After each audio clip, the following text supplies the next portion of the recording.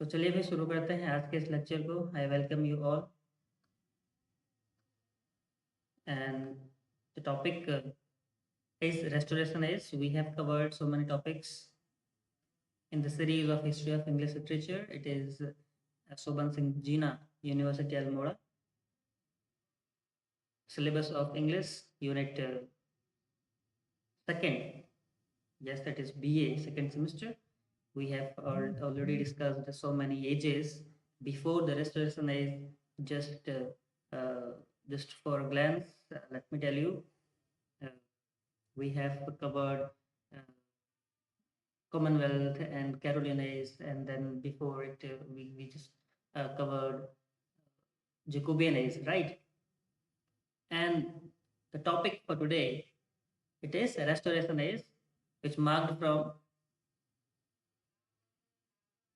1660 to 1700, है ना। 1660 से लेके 1700 तक जो है रेस्टोरेशन एज आती है हमारी, ठीक है। तो the term restoration in the context of the age के कंटेक्स्ट में अगर हम बात करें, सो रेस्टोरेशन एज और restoration, the word restoration refers to the restoration of monarchy, है ना। you can take it as the restore, right? What kind of restore it is? It is the restoration of monarchy, है ना। तो monarchy जो राजशाही तंत्र है उसका जो है उसकी वापसी होना, है ना, उसको वापस से स्थापित करना, तो उसको रिस्टोर करना। तो the term restoration refers to the restoration of monarchy or we say who restored the monarchy in this is King Charles II. King Charles II. Do not forget, King Charles II is the son of King Charles I, who was beheaded in 1649. So Charles II, his father, means the father of Charles II, was beheaded in 1649, and at that time Charles II fled to France. ये वहाँ पे जो है France भाग गए थे, right? But he came back in 1660 and restored the monarchy in England. Then the reign of King Charles II began from 1660 to 1685. So his reign, roughly we say 1660 to 16, he ruled in England from 1660 to 1685. Then we see James II.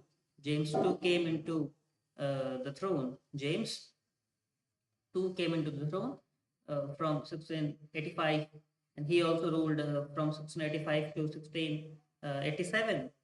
1687. 1687. So we will later talk about these facts. So here the span or the age spans from 1660 to 1700 and is known for political change, the revival of arts and literature, and a focus on wit and satire, है ना। तो इस as में कई सारी चीज़ें हम देखते हैं, कई अप एंड डाउन होते हैं, पॉलिटिकल अप एंड डाउन देखो कितना सारा हुआ, और रिवाइवल ऑफ आर्ट लिटरेचर भी हुआ। फोकस किस पर फोकस किया गया? जो जो बात कहने के तरीके हैं, है ना। तो how we verbal skilfulness, and satire, इस पे।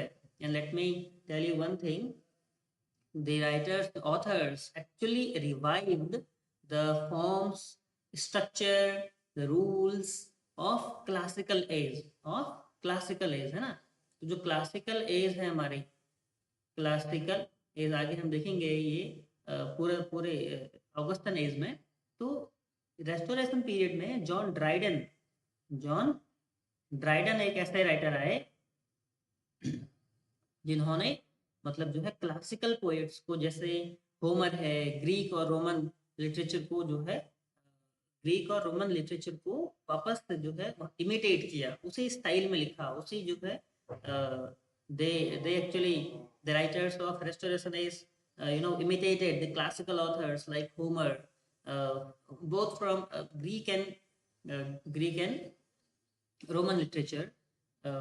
We call him Homer and Ovid, है ना, ओविड भी थे, होरेस भी थे वहाँ पे। क्लासिकल एज के जितने भी राइटर्स थे उन लोगों को मतलब जो है यहाँ पर रेस्टोरेशन एज में जॉन ड्राइडन ने भी इमिटेट किया, उनके स्टाइल में इमिटेट किया।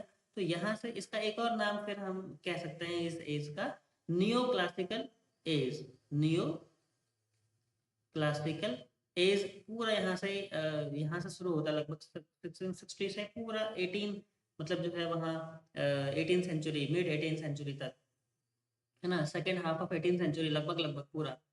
ठीक है, तो 1700 लगभग लगभग 85 तक, 1785 तक का पूरा, है ना, 1660 से लेके 1785 तक, देखो आप इतना इतना पूरा एज को पूरा एक जो है नियो क्लासिकल पीरियड भी कह देते हैं।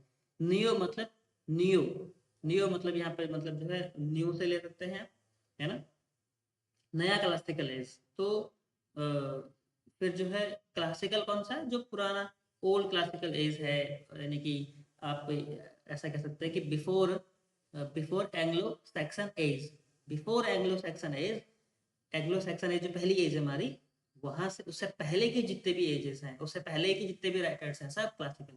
जैसे क्लासिक, तो क्लासिकल जो चीजें होती हैं आ, वो ये कि वो जो सदाबहार, हमें सदाबहार लाइक जो जितने टाइम को जो है विन कर लिया, ऐसे वर्क्स जो हमेशा के लिए जो है सदाबहार हो जाती हैं, तो वो उन उन टेक्स्ट को क्लासिक कहते हैं। और उसकी शैली, उसके जो लिखने के उसमें फॉर्म है, स्ट्रक्चर है, वो जो एक ट्रेंड क्रिएट करते हैं ना, तो वो उसको हम रफली कह सकते हैं।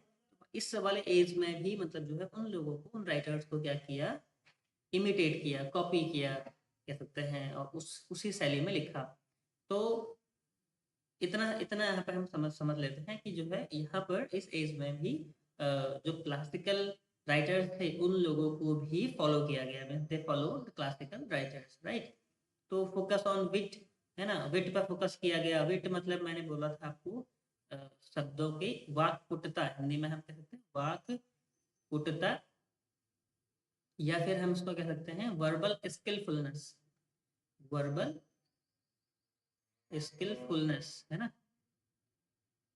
वर्बल स्किलफुलनेस का मतलब क्या है कि भाई अपने हाजिर जवाबी, हाजिर जवाबी, है ना, हाजिर जवाबी, जब हमारे पास instant we have the answer, है ना, बात कहने के तरीके आप विट कह सकते हैं। और सटायर, तंज कसना, तो किसी पे तंज कसते हुए जब हम कोई चीज़ लिख रहे हैं तो उसको सटायर कहते हैं, ताना मारते हुए हम कोई चीज़ लिख रहे हैं ना, तो उसको क्या कहते हैं, सटायर कहते हैं। तो ओवरऑल हल्का फुल्का इतना ही समझ लो कि जो है यहाँ पर इस एज में विट को ज़्यादा जो है ज़्यादा फोकस किया गया, सटायर को ज़्यादा फोकस किया गया। और जो है हमारे इसमें आर्ट और लिटरेचर को में जो है क्लासिकल एज के जो राइटर्स हैं, होमर, ओविड, होरेस, इनको भी फॉलो किया गया। ठीक है, तो इसलिए इस एज, यहाँ से हम पूरा देखो रेस्टोरेशन एज तो है, और इसके अंदर यहाँ से हम नियो क्लासिकल एज भी हम शुरुआत कहते हैं, नियो क्लासिकल एज, क्योंकि क्लासिकल एज के राइटर्स को फॉलो किया गया। अब वो पूरा स्पैन होता है 1660 से लेके 1785 तक पूरा। तो इसमें कई एजेस आएंगे, जैसे नियो क्लासिकल एज के अंदर ही रेस्टोरेशन एज है, इसके अंदर ही इस जो 1700 के बाद जो एज होगी ऑगस्टन एज, या फिर एज ऑफ पोप, है ना, वो एक अलग नाम है, आगे हम देखेंगे। तो वो होगा, एक और एज आता है डॉक्टर जॉनसन। फिर वो तीन इसमें लगभग लगभग एजेस आती हैं, तीन एज को मिला के एक एज कहते हैं, उसका नाम है, क्या नाम है, नियो क्लासिकल एज। तो फिलहाल इसको हम यहाँ पे क्या क्या देख रहे हैं, केवल रेस्टोरेशन एज के रूप में हम देख रहे हैं, है ना। 1660 से पहला इसका पीरियड हम देख रहे हैं, 1660 से 1700 तक का पीरियड हम देख रहे हैं, जो कि रेस्टोरेशन एज। और इस एज का नाम द एज ऑफ ड्राइडन भी है, द एज ऑफ ड्राइडन। क्यों ड्राइडन, आप देखो रेस्टोरेशन एज तो हो या फिर the age of John Dryden, है ना, दो नाम इसके मैंने यहाँ पे लिखा नहीं है, द एज ऑफ ड्राइडन, इसको हम द एज ऑफ ड्राइडन भी कहते हैं। अब देखिए भाई, एज ऑफ ड्राइडन, ड्राइडन के नाम पे ये एज पड़ा है, तो इसका मतलब हम सीधा सीधा समझ लेंगे कि क्या है, the contribution, because of the contribution of John Dryden the age is called age the age of Dryden. जो कंट्रीब्यूशन है जॉन ड्राइडन का, बहुत बड़े राइटर है भाई, है ना। तो आगे आगे हम पॉइंट देखेंगे, जॉन ड्राइडन हमारे इसमें आएंगे ही पॉइंट में। Why it is called age called the restoration age. इस एज को रेस्टोरेशन एज क्यों कहते हैं? अभी मैंने कई सारी चीज़ें इसमें डिस्कस कर ली हैं। जैसे इन 1649 king Charles one was executed, है ना, उनको मार दिया गया था। And England became a republic under Oliver Cromwell, है ना। ओलिवर क्रॉमवेल के अंतर्गत मतलब जो है इंग्लैंड क्या बन गया था, रिपब्लिक, एक गणराज्य बन गया था, ठीक है। जी सर। तो इंग्लैंड जो है रिपब्लिक बन गया था, ठीक है, ओलिवर क्रॉमवेल के निर्देशन में आप ये कह सकते हैं। He was a political leader, है ना। आफ्टर क्रॉमवेल्स डेथ इन 1660, भाई 1660 में जो है ओलिवर क्रॉमवेल की डेथ के बाद king Charles two was invited back to the throne, है ना। किंग चार्ल्स टू को वापस से इनवाइट किया गया। देखिए भाई कितना इंपॉर्टेंट फैक्ट है, बात कर रहे हैं। King Charles two was invited back, वापस इनवाइट किया गया थ्रोन में। थ्रोन मीन्स राजगद्दी पे, मुकुट पे, मुकुट उसको पहनाया गया। और रिस्टोरिंग द मोनार्की, मोनार्की राजशाही तंत्र को जो है वापस से रिस्टोर किया गया है ना। तो देखिए after the death of Oliver Cromwell, है ना, after the death of Oliver Cromwell, हम देख रहे हैं क्या हुआ। ओलिवर क्रॉमवेल की डेथ पहले ही हो गई थी, ठीक है, लगभग लगभग 1558 में, सॉरी 1658 में, 1658 में डेथ हो गई थी। लेकिन रेस्टोरेशन जो हुआ वो हुआ यहाँ से ये पॉइंट लगाया, ठीक है। इन 1660 चार्ल्स टू को वापस बुलाया गया, ठीक है। तो ये इसके इसके साथ पैक नहीं है, कॉमा है, तो इस मतलब ओलिवर क्रॉमवेल की डेथ पहले हो गई थी, है ना। 1658 के आसपास जहाँ तक मुझे याद है, 1660 में जो है चार्ल्स टू को वापस बुलाया गया, ठीक है। ये ऐसा ऐसा फैक्ट इसको देखेंगे। तो this period is called the restoration, है ना। इस पीरियड को रेस्टोरेशन कहते हैं क्योंकि द मोनार्की जो है, मोनार्की, थिएटर्स, आर्ट व रिवाइव्ड, है ना। मोनार्की को रिवाइव किया गया, वापस लाया गया। थिएटर्स भी ओपन कर दिए गए, है ना। ये थिएटर की स्पेलिंग थोड़ा गलत होगी, ठीक है। थिएटर्स को वापस लाया गया। और जो है आर्ट्स को रिवाइव किया गया। आर्ट्स को कैसे रिवाइव किया गया? क्योंकि क्लासिकल एज के राइटर्स को क्या किया गया, फॉलो किया, है ना, इन लोगों ने, इसीलिए इसको हम कह रहे हैं आर्ट को रिवाइव किया। भाई देखिए पोएट्री, लिटरेचर में क्या बात होगी, लिटरेचर में poetry came in the form of satire, ठीक है। सटायर के फॉर्म पर मतलब पोएट्री लिखी गई तंज कसते हुए। Many poets wrote in heroic couplet, बहुत सारे पोएट्स ने किस में लिखा, हीरोइक कपलेट में लिखा। हीरोइक कपलेट क्या है, अ काइंड ऑफ स्टैंजा स्ट्रक्चर है, ठीक है। दो लाइन की कपलेट, कपलेट मतलब होता है टू लाइन स्टैंजा, है ना। टू लाइन स्टैंजा हम जैसे कि दोहे कहते हैं, दोहे इन हिंदी इट इज कॉल्ड दोहे, two lines, but in English it becomes couplet and heroic couplet, है ना। हीरोइक कपलेट मीन्स इयाम्बिक पेंटामीटर की वो लाइन होगी, ठीक है। इयाम्बिक पेंटामीटर जिसमें सोनेट लिखा जाता है, ये मैंने बताया था, ठीक है, सोनेट लिखा जाता है। हीरोइक कपलेट में मतलब जो है यहाँ पे कई सारी पोएट्स ने अपनी पोएम्स लिखी हैं। तो इतना ही समझ लीजिए, पोएट्री में क्या लिखा गया, सटायर ज़्यादा पॉपुलर हुए, और वो भी किस में लिखे गए, हीरोइक कपलेट में लिखे गए, ठीक है। और the age witnessed the revival of drama, है ना। The age witness the revival of drama and it is the biggest form, है ना। It becomes drama becomes most popular also, है ना। तो revival of drama as theatres were reopened, जितने भी theatres थे पहले तो बंद हो गए थे, है ना। बंद कब हुए थे, 1642 में बंद हो गए थे भाई, काफ़ी। और ओलिवर क्रॉमवेल ने भी काफ़ी स्ट्रिक्टली मतलब जो है उसको वो ओपन नहीं होने दिया, है ना। लेकिन जो है बाद में ये हुआ कि रेस्टोरेशन एज के शुरू होते होते थिएटर्स को भी ओपन कर दिया गया, ठीक है। तो थिएटर्स वर री opened after being band during the Puritan rule. तो प्यूरिटन रूल में तो बैन हो गए थे, है ना, लेकिन रेस्टोरेशन एज में क्या हुए, वापस से रीओपन हो गए थिएटर्स। और एक बहुत बड़ा मतलब चेंज हम यहाँ पे देखते हैं, a biggest change we come across, that is women were allowed to act on the stage, है ना। Women were allowed to act on the stage for the first time in restoration age, है ना। Before the restoration age there means we do not find any women actors, है ना। कोई भी women actor को हम नहीं देखते हैं स्टेज में। जो भी वुमेन के जो रोल हुआ करते थे वो भी मेल के द्वारा ही प्ले किए जाते थे बिफोर द रेस्टोरेशन एज, है ना। तो रेस्टोरेशन एज से पहले जितने भी फीमेल जो रोल हुआ करते थे वो मेल जो है फीमेल डिस्गाइज के रूप में जो मेल ही मतलब वो प्ले करते थे फीमेल बन के, ठीक है। लेकिन रेस्टोरेशन एज में क्या हुआ कि वुमेन को जो है अलाउ कर दिया गया परफॉर्म करने के लिए, स्टेज में आने के लिए, है ना।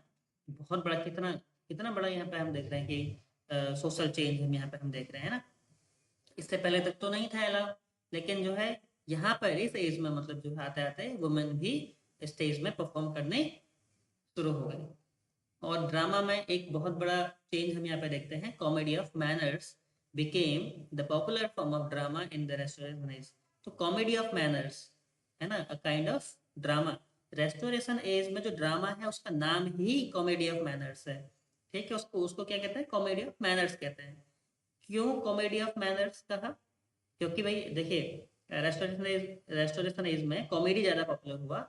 और उसमें भी कॉमेडी, इससे पहले तक हमने देखा कि भाई स्टेज में बहुत सारा ब्लड सेट, जैकोबिन एज में बहुत सारा मेलोड्रामेटिक जो ड्रामास थे वो शुरू हुए, है ना। और वहाँ पे रिवेंज ट्रेजेडीज वगैरह लिखे गए, है ना। तो वो मैनर मैनर में जो सोसाइटी में जो वैल्यूज था, मॉरल वैल्यूज, उसका डिक्लाइन हुआ। और जो है लोगों ने उसको देखना बंद कर दिया, बैन हो गए थिएटर्स। उसके कई रीजन सोशल चेंज में भी हम देखते हैं, सोसाइटी में उसका इम्पैक्ट पड़ा।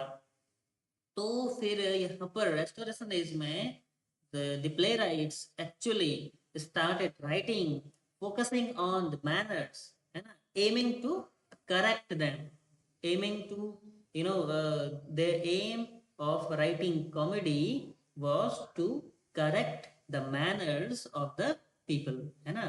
तो जो भी लिखना उन लोगों ने शुरू किया तो वहां पर उनके जो हमारे जो मैनर हैं उसको करेक्ट करने के लिए, सही करने के लिए कि हमारे मैनर्स कैसे होने चाहिए, उसको बेस बनाते हुए उन्होंने नाटक लिखे। तो फिर यहाँ पे भाई सोसाइटी को फोकस करते हुए, मेन थीम तो सोसाइटी को फोकस करते हुए लिखा गया, है ना, मैनर्स को फोकस करते हुए लिखा गया। उसमें भी कॉमेडी लिखी, है ना, मैक्सिमम कॉमेडी लिखी। और हालांकि ट्रेजेडी भी लिखी, लेकिन जो है फिर ये हुआ कि हमारी उसको जो है कॉमेडी को ज़्यादा, कॉमेडी ऑफ मैनर्स, उस टाइटल से मतलब जो है रख दिया कॉमेडी ऑफ मैनर्स करके, है ना। तो ये जो फॉर्म था वो काफ़ी पॉपुलर हुआ, मेनली मतलब जॉन ड्राइडन और भी कई सारे वाइसरले और भी कई सारे राइटर्स थे इसमें, कॉन्ग्रीव हैं, आगे आएंगे शायद। तो comedy of manners became the most popular form of drama in the restoration age, है ना। समझ में आ रहा है ना आपको, समझ में आ रहा होगा। तो द फेमस प्लेराइट, अगर फेमस प्लेराइट कौन कौन थे अगर हम देखें तो जॉन ड्राइडन, विलियम वाइसरले और विलियम कॉनग्रीव, है ना। वाइसरले और कॉनग्रीव रोट देयर प्लेस, है ना, इन लोगों ने अपने प्लेस लिखे। और जॉन ड्राइडन कौन थे, a poet, playwright and critic, है ना, wrote numerous works including Absalom and Achitophel, है ना। एब्सलोम एंड अकिटोफेल इनका एक पॉलिटिकल सटायर है, पॉलिटिकल सटायर एक पोएटिक फॉर्म पे लिखा गया है, ठीक है। पॉलिटिकल सटायर, जब सटायर है तंज कसते हुए लिखा गया होगा, है ना, क्या कसते हुए, तंज कसते हुए, बहुत बढ़िया तरह से, है ना। और एक और लिखा था मैक मैकफ्लेक्नो है ना, मैकफ्लेक्नो एक मॉक एपिक है। इसको भी मॉक मॉक मतलब होता है मजाक, मजाक करना। एक मजाकिया तौर पर हंसते कसते हुए ये भी लिखा है।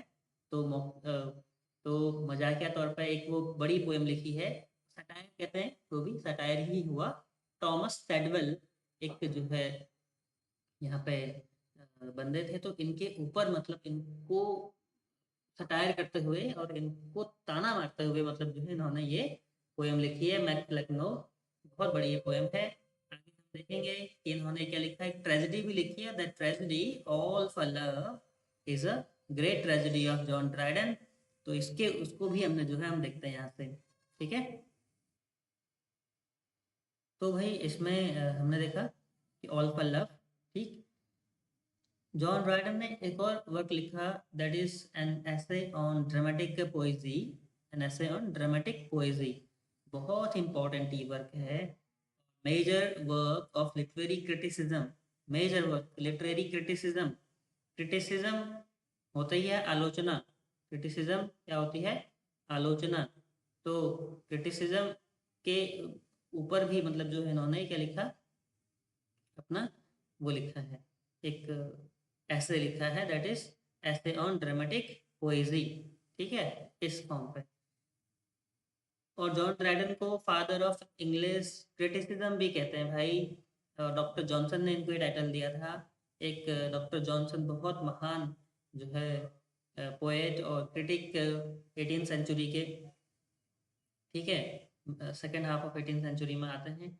अब हम अ, आगे जाके हम अगले उसमें हम देखेंगे, लेकिन यहाँ पर हम देख रहे हैं कि फादर ऑफ इंग्लिश क्रिटिसिज्म है ना, इंग्लिश क्रिटिसिज्म के जो फादर हैं वो कौन है, जॉन ड्राइडन है, जॉन ड्राइडन, ठीक है। अब ये चीज़ क्या है, आगे आने वाले सेमेस्टर्स में आप लोग अच्छे से इसको देखेंगे। बाकी फिलहाल बेसिक लेवल पे अभी इतना देख लेते हैं।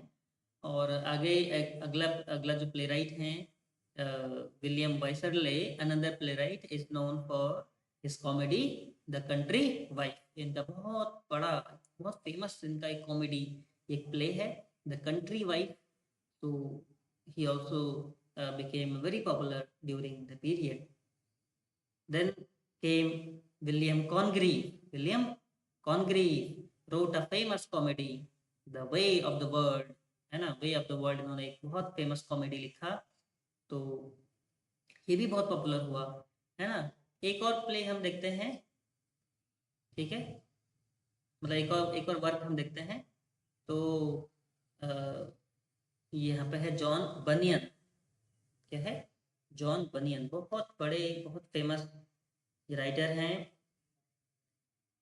जॉन बनियन, पिलग्रिम्स प्रोग्रेस, क्या है इनका, पिलग्रिम्स प्रोग्रेस, ठीक। तो पिलग्रिम्स प्रोग्रेस एक क्रिश्चियन एलेगरी है, ठीक है, क्या है, क्रिश्चियन एलेगरी है। और इसमें हम देखते हैं कि वर्च्यू क्या, सही और गलत है ना, किस प्रकार से ये इन्होंने इसमें दो पार्ट में एक्चुअली आया था, ठीक है, दो पार्ट में।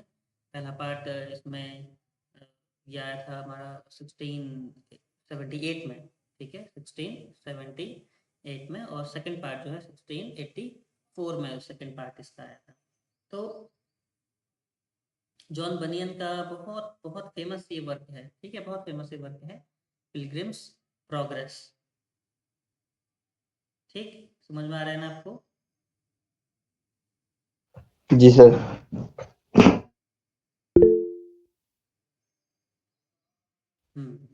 तो ये वर्क ऑफ फिक्शन है, ठीक है ना, ये मतलब प्ले नहीं है, ये वर्क ऑफ फिक्शन जैसा है।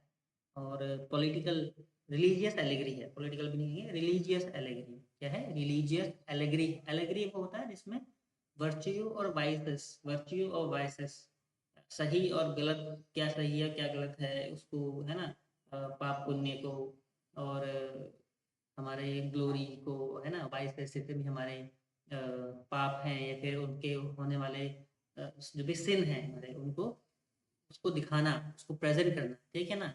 तो एलेगोरिकल कैरेक्टर्स के रूप में के द्वारा मतलब उन स्टोरीज को उस तरह से बताना, ऐसे मैं इसको हिंदी में ऐसे बता रहा हूँ। तो पिलग्रिम्स प्रोग्रेस बहुत इंपॉर्टेंट ये वर्क है, ठीक है। तो 2 पार्ट में आया था जॉन बनियन का, और ये बहुत ही फेमस माना जाता है, considered the most important after the Bible, है ना। बाइबल के बाद जो है इसको बहुत ही ज़्यादा इम्पॉर्टेंट माना जाता है, ठीक है। तो आगे देखते हैं हम इसमें। The age also witnessed the beginning of the first newspaper, है ना। The beginning of the first newspaper भी हम इसमें देखते हैं, the Oxford Gazette. Oxford Gazette करके ये 1665 में आया था। उसके बाद ये बाद में रीनेम हो गया था द लंदन गैजेट करके, 1666 में ये इसको रीनेम कर दिया गया द लंदन गैजेट। उसके बाद एक अथेनियन मरकरी करके इसमें क्या आया था, एक एक पीरियडिकल भी 1690 के आसपास ये जो है आया था। तो the age also witness the beginning of newspaper and the beginning of periodicals. हालांकि हम पीरियडिकल्स और जो है वो चीज़ें ऑगस्टन एज में बहुत सारा हम देखते हैं, ठीक है। अलग अलग न्यूज़पेपर्स पीरियडिकल मतलब ऑगस्टन एज, इसके बाद की जो एज है उसमें हम जो है काफ़ी ज़्यादा मात्रा में हम यहाँ पे देखेंगे कि पीरियडिकल्स और न्यूज़पेपर्स वगैरह आए। तो बहरहाल the beginning we see the beginning of newspaper and a kind of periodical we find in the restoration age, है ना। जो बिगिनिंग है शुरुआत तो हो गई, आगे जाके फिर जो है कई सारे लोगों ने उसको लॉन्च किया। But in comedy, Restoration comedy also called comedy of manners, अभी बात हुई ऊपर, began a new trend in English drama, है ना। एक नया ट्रेंड शुरू किया इसने इंग्लिश ड्रामा में। इट मॉक्ड एरिस्टोक्रेटिक लाइफ, है ना। The aim of the aim of comedy of manners was to mock aristocratic life. जो एरिस्टोक्रेटिक लाइफ है उसको मॉक करना, उसको उसको सटायर करना आप कह सकते हैं। And a satire on fashion, जो फैशन लंदन फैशन जो था, है ना, उसमें उस समय का जो फैशन था उसको सटायर करना, उसको तंज करना। क्योंकि लोगों का जो एम था वो क्या था भाई, खाओ पियो मस्त रहो मौज रहो, इस तरह की चीजें चल रही थी उस समय। फैशनेबल जो चीजें थी वो ज्यादा पॉपुलर हो रही थी। So the aim of comedy of manners actually uh, tends towards the satire and towards the mockery of those fashion, those day to day life, है ना, day to day lifestyle. So they also mocked love affairs and hypocrisy, है ना। तो भाई जो M था, जो target, जो जो लंदन लाइफ था, जो फैशनेबल लाइफ था, उसको टारगेट करते हुए, उसको सटायर करते हुए, है ना, जो एक दिखावे की जो लाइफ थी उसको सटायर करते हुए, ठीक है, जो लोगों के लव अफेयर्स थे उनको सटायर करते हुए मतलब कॉमेडी ऑफ मैनर्स लिखा गया। And again I have I'm focusing on this point that they actually focused on to correct the manners, है ना। ओवरऑल जो एम था वो क्या था, मैनर्स को करेक्ट करने का जो एम था, है ना।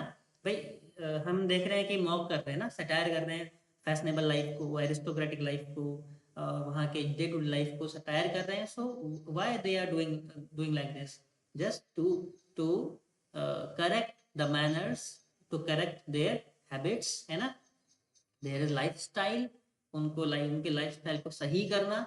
ये मतलब मेनली इस प्रकार के जो कॉमेडी हुआ करते थे, प्ले हुआ करते थे, उनका जो मेन एम था। Then realism and wit were the key tools to express real life issues, है ना। तो जो रियलिज्म है, रियलिटी उसको दिखाना, और उसमें भी उसको इस तरह से दिखाना कि जो है लोगों को ना बुरा लगे और अपनी बात भी कह दें। सटायर में वही होता है, सटायर मतलब क्या होता है, तंज कसना, है ना, ताना मारना किसी को। अब ताना हम तंज कैसे कसते हैं भाई, मजाकिया तौर पे हम कोई बात कह रहे हैं, है ना, तो ऐसी बात कहना मजाकिया तौर पे कि वो ना बुरी भी ना लगे और वो बात भी हो जाए, है ना, उसी को सटायर कहते हैं। किसी को ताना कैसे मारते हैं, हंसते हंसते इस तरह से। तो उसी अंदाज में मतलब जो है रियलिटी को तो दिखा रहे हैं लेकिन विटी स्टाइल में दिखा रहे हैं, है ना, विटी स्टाइल में मजाक किया और बात कहने के तरीके।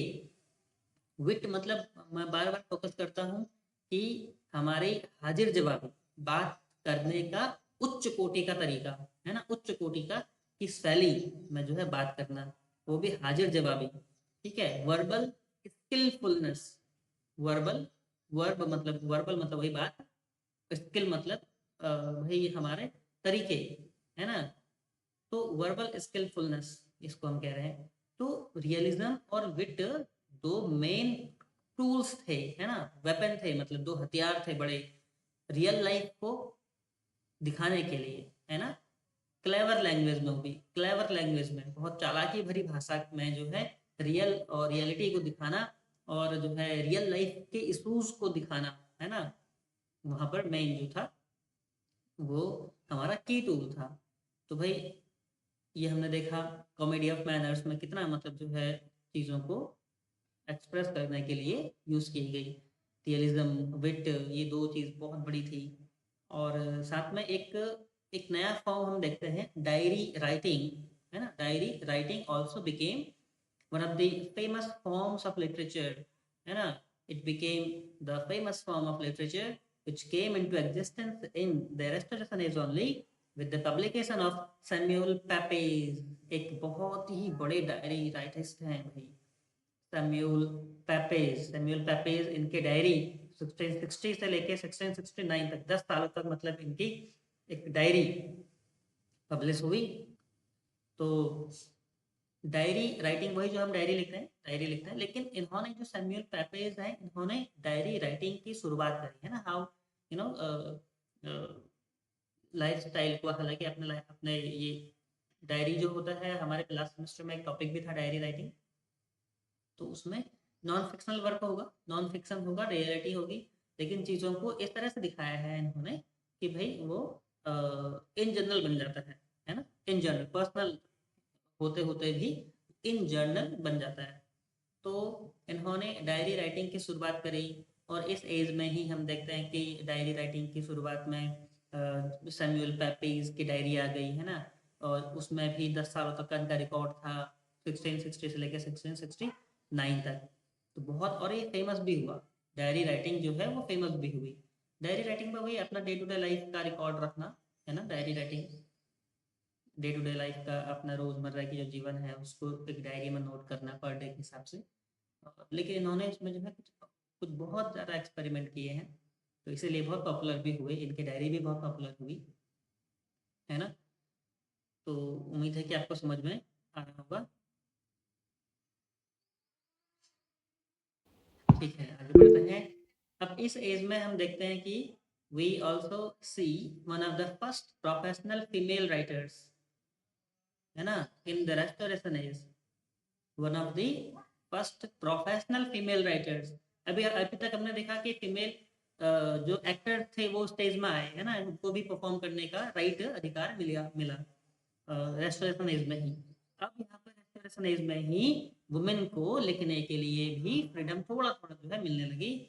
पहली फीमेल राइटर जो हम देखते हैं इंग्लिश लिटरेचर में जिन्होंने जो है अपना लिवलीहुड, अपना लिवलीहुड मतलब अपना जीवन यापन के लिए पैसा कमाया, प्रोफेशनली लिखा, प्रोफेशनली लिटरेचर को जो है अपना क्या बनाया, सोर्स ऑफ इनकम बनाया, अपना पैसा कमाने का जरिया बनाया, लिटरेचर को, लिखने को, राइटिंग को।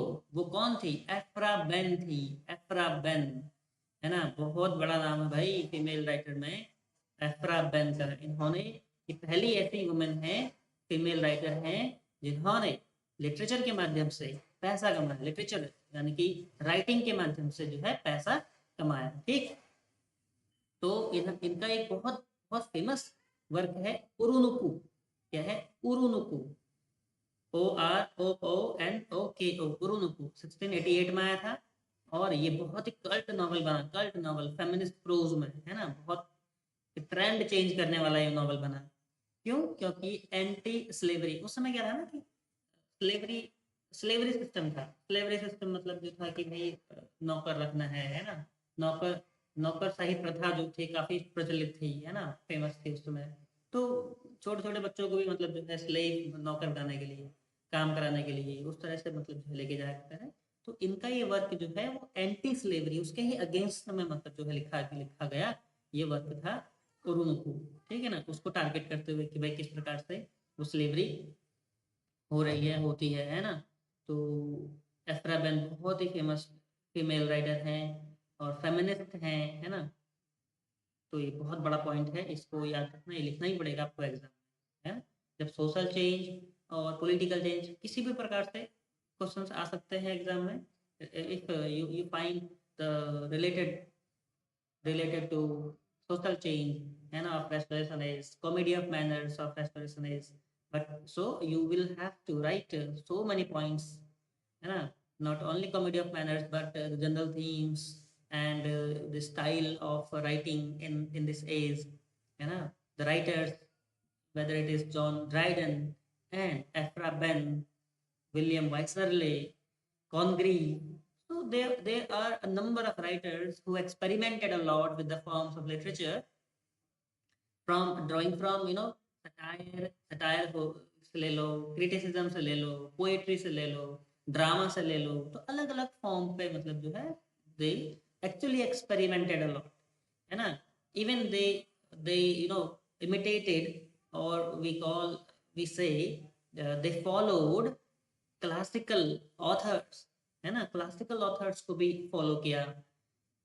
तो इसलिए भाई बहुत इंपॉर्टेंट हो जाता है यहाँ से इन पॉइंट्स को,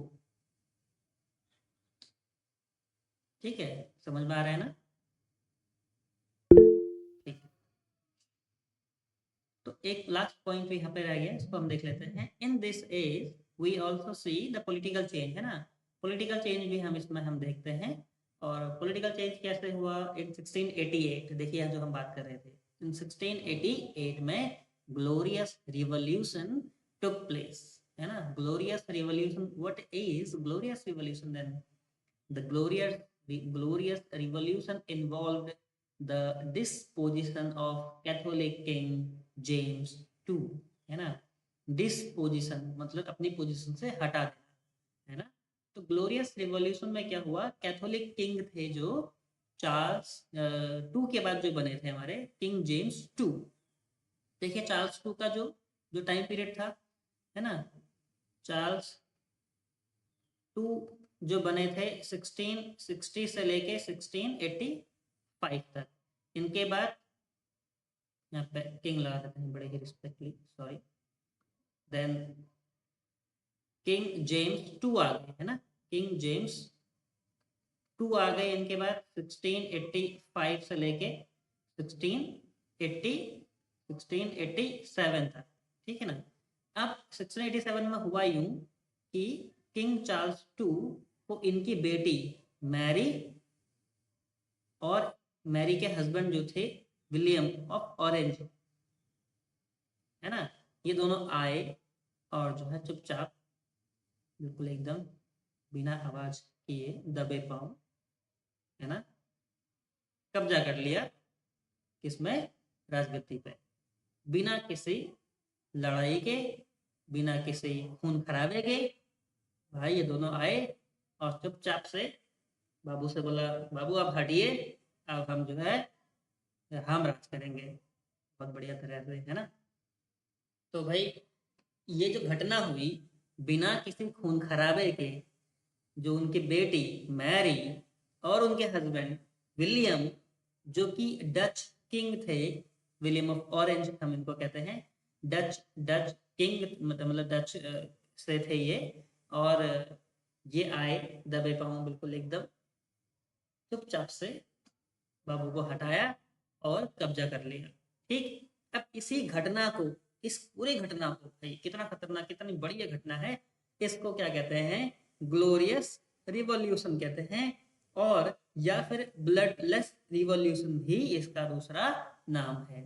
ब्लडलेस रिवॉल्यूशन, ब्लडलेस बिना किसी खून खराबे के, है ना, बिना किसी मार धाड़ के जब ये कब्जा कर लिया राजगद्दी पर, तो उसका नाम क्या रखा, bloodless revolution is the name, है ना। Then the glorious revolution led, अब इस घटना से क्या हुआ ना, बहुत बड़ा शिफ्ट आ गया, है ना, led to a shift in power from monarchy to parliament. देखिए अब यहाँ से जो, क्योंकि भाई वो सपोर्टर ऑफ क्या थे, पार्लियामेंट थे, तो जो जो पावर थी अब वो शिफ्ट हो गई मोनार्की से कहाँ, पार्लियामेंट पे, क्योंकि भाई वो प्रोटेस्टेंट थी, प्रोटेस्टेंट, है ना, इनकी डॉटर, और वो कैथोलिक था।